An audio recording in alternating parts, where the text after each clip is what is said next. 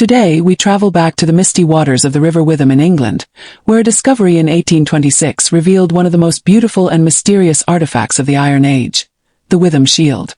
So welcome back to Echoes of Time, where the past speaks and forgotten treasures come alive. If you enjoy these journeys into history, make sure to follow so you never miss a story from the ancient world. In the early 19th century, along the quiet banks of the River Witham in Lincolnshire, workers made a discovery that would carry us back more than 2,000 years. Hidden beneath layers of mud and silt was a relic of the Iron Age, a shield of such craftsmanship and beauty that it continues to astonish us even today. This artifact would become known as the Witham Shield, a masterpiece of Celtic art dating to around the 4th century BC. At first glance, it may look like nothing more than a sheet of aged bronze, but to the people who created it, this shield was a powerful symbol. It was not simply a piece of equipment for the battlefield. It was a statement of wealth, artistry, and spiritual meaning. The Witham Shield was built with remarkable skill. 2 sheets of copper alloy were carefully formed to cover a wooden or leather core that has long since decayed. Its edge was bound with a U-shaped strip of metal for strength, and rivets, once hammered through the backing, still carry the traces of where the inner layer would have been.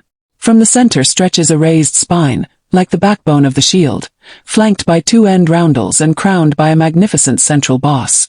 But it is in the decoration that the shield truly comes alive. Across its surface, we find the sweeping curves and flowing motifs of the Latin style, the artistic tradition that dominated Celtic Europe.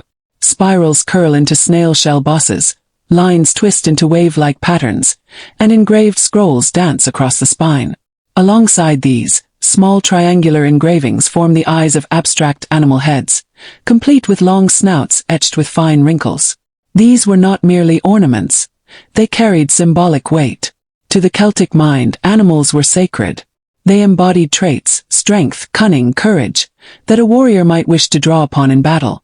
At the very heart of the shield, the central boss is richly ornamented. Here, delicate repoussé work creates rosettes and raised patterns, while red coral inlays once gleamed brightly.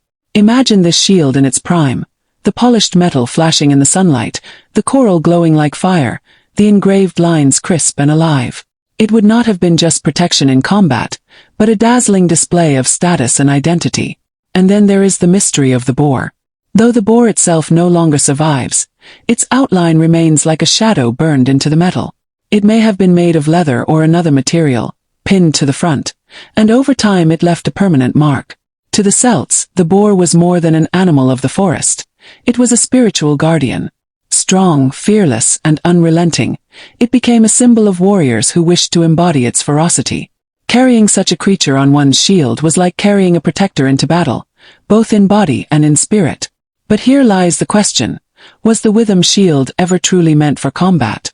Many scholars believe it was not.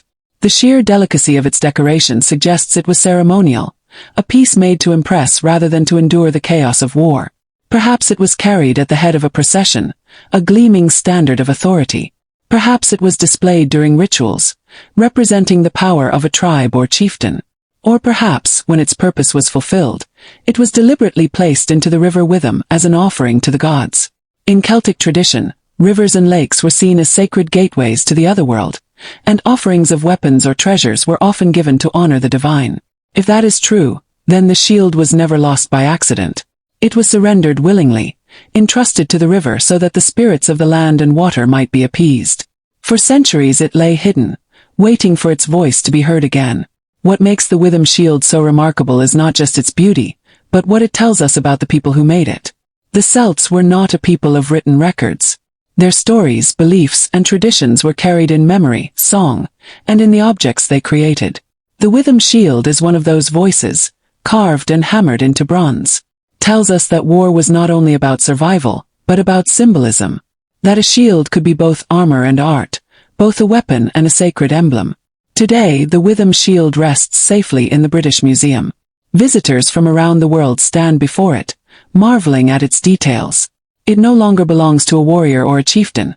It belongs to all of us, as a reminder of a time when beauty and belief were forged into every tool, even those meant for war. And so, the Witham Shield endures, not as a silent relic, but as a storyteller in its own right. A voice from Iron Age Britain, echoing through time, whispering to us still. This has been another journey through the echoes of time. Thank you for listening to the story of the Witham Shield, a treasure that carries the voice of ancient Britain.